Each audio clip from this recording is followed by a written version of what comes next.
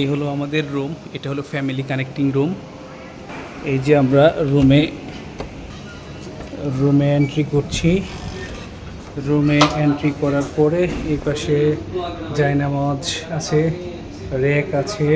এটা রুমে ঢুকে এই পাশে একটা ওয়াশরুমের ড্রেসিং ইয়ার জন্য মিররটা বেশ সুন্দর।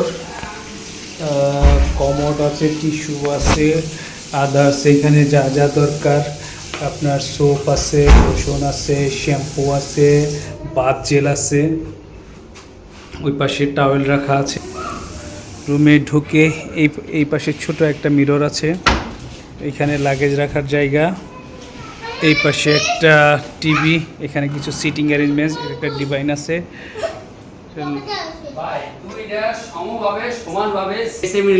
এই হলো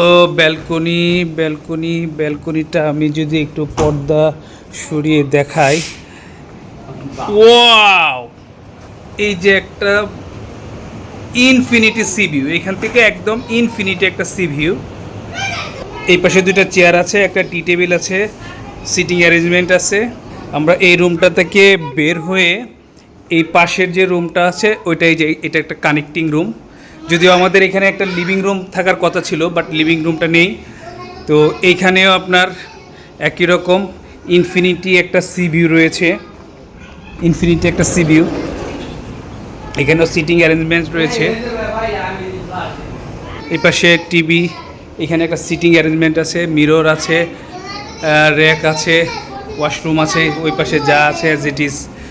এখানে সাথে দেয়া আছে পানি, টি, মোটামুটি যা যা দেওয়া আছে এগুলা, কিছু বাদাম টাদাম, চকলেট বিস্কিট দেওয়া আছে, বাট এটা প্রাইস দেওয়া আছে। এখানে একটা প্রাইস লিস্ট দেওয়া আছে, ওটা আবার পেমেন্ট করতে হবে। থ্যাংক ইউ গাইস, আসসালামু আলাইকুম।